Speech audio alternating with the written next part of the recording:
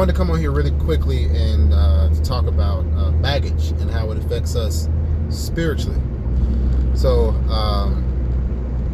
really quick check. When me and Lane got together, I noticed immediately there was this vagabond spirit. And what this vagabond spirit does is it likes to run. Instead of dealing with the issues, it's, oh, I'm just going to pack up and leave. I'm just going to pack up and leave. And over the course, she's done this like 9 or 10 times. But I was also dealing with spirits that I didn't unpack, but these were from our past. When we got baptized together in 2016, and we began to read the Bible, we began to pray together, what I noticed is that God was then sitting us down and unpacking these bags so we can empty out the suitcase and throw it away. And things got better because these spirits' grips were being loosed on us. Like I said in a few of my testimonies, you can see each one begins with God blessing us, and it ends with God blessing us. So God has never left the marriage. God has never left the marriage, and that's how important marriage is to God. So going back to the baggage, what hit me this morning while I was in conversation, especially just now, is that we, as humans, we are literally taught to pack on luggage. Now we pack on luggage through multiple sexual partners, because then unholy soul ties are created. Lying, cheating, stealing, anything that breaks the law and that breaks the covenant of God. Because once we break the laws and the covenants that we have with God, we give the devil, or the devils, or the demons leeway to enter our lives and to cause havoc. So say, okay, hey, your last boyfriend cheated on you, and I don't know, so you decide to go cheat on your husband, or go cheat on your wife. And this is not directed towards anybody specific. It's just because I'm a man, so I say wife. For somebody else, it might be your husband, whoever. What's happening there is a spirit, a vagabond spirit, but with cheating comes lies. So you got the lying spirit. So in that suitcase, that spirit has packed on a few of his buddies to come in there and live inside of your body, which is the temple of God, and to subdue your spirit, which wishes to follow the will of God. So, it really does behoove us to have a relationship with God, to where we're fasting and praying, so we can not only subdue these spirits and cast them out into the abyss, but we can keep ourselves freed up to truly receive the word from God. That's why I hand out Bibles like Nino Brown. I hand out Bibles to people. Anybody that needs the word, I hand it out to them so they can get it, because I know God always replaces it for me. So I'm never without the word. And plus, we got technology nowadays. So the question I pose is, what luggage are you carrying today? Are you carrying that spirit of that vagabond spirit? Are you carrying that lying spirit, that thieving spirit? And understand that these spirits do not come alone. Trust me, they do not come alone. I've seen it manifest in my spouse. I've seen it manifest in my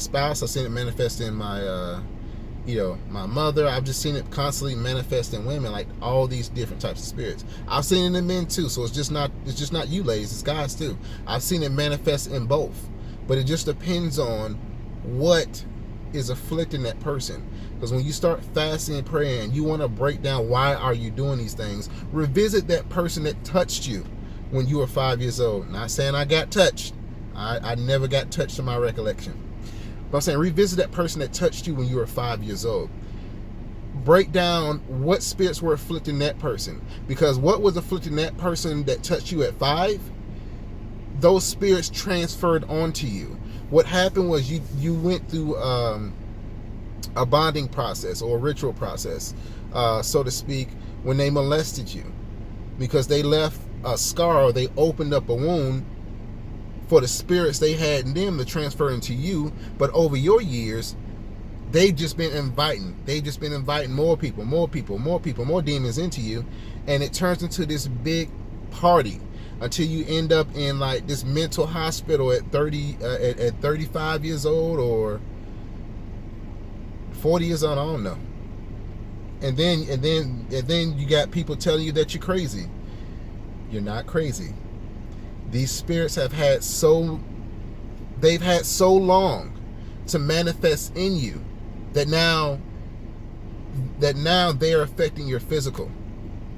These spirits have had so long to get you spiritually off track that now it's manifesting in your physical form, which is the mental illness, the lying, the cheating, the like habitually being late. Oh, I'm scared. Oh, I can't sleep, insomnia, whatever. Now it's manifesting physically because they've been in you too long. And the best thing you can do to uproot them is to dissect your past. Get with God and figure out how you can unload that luggage. And I'm telling you what God is going to do with you. God is going to sit you down through fasting and prayer. He's going to take that big suitcase of luggage that you like carrying around, all that stuff that you can't let go. That stepsister that died of cancer 13 years ago. You know, he's going to, I'm still mad at her because she did this to me when I was a kid, or he did this to me. God's going to sit you down and unpack that luggage, because now God needs to clean house. God needs to clean house, and he needs you to clean your house. And it's going to be hard. It's going to be hard. But remember, with God, all things are possible. I'm sorry. With man, it may seem impossible, but with God, all things are possible. So I wanted to come on here today to talk about that luggage and kind of give some tips on ways you can unload it. As I've been very blessed to help some people unload some luggage and get their lives turned around. Really quick testimony. I took this woman from my church, Rita, to Walmart to do Christmas shopping, and I'm pretty sure my spouse, I'm pretty sure Elaine was there, because I kept hearing baby, so I'm pretty sure they saw me. But I know God wanted me to put this story out here. So I took her to Walmart, and she was about to snatch the wig off of this clerk. So I said, hey, there's this book that you need to read, because there is something going on here. There's a strong spirit of anger in you. So I kept working with her, kept praying with her, and right now she is engaged to a man who holds the door for her, who treats her with respect, got her out of her part-time job, got her into a full-time job. But I said that to say, what happened is we started the process of unpacking some of her baggage, and God took over the rest for her. And when I tell you, she was so hurt because she wanted a man. And I said, sweetheart, that is not your focus right now. You have to get with God so he can deal with everything that's in you. Once he's able to deal with that, then he can start giving you the keys to unlock the blessings that are waiting for you. So, needless to say, she's happy, of course, right now because she's engaged to this guy. But I love to give that testimony to people, because it's a testimony to how God has not only used me to help someone else, but to get someone back on the right track with them. And I'm so blessed to say that. I'm so blessed to say that. But that's a quick story, quick testimony right now about unpacking your baggage and how it helps clear the clutter out of your life, and it makes room for God to work. But you guys continue to have a blessed day. I pray the full armor of God over you guys, over Elaine, my children, Kevin, Aaliyah, and Michael. Shout out to Daily Dose of Shauna too.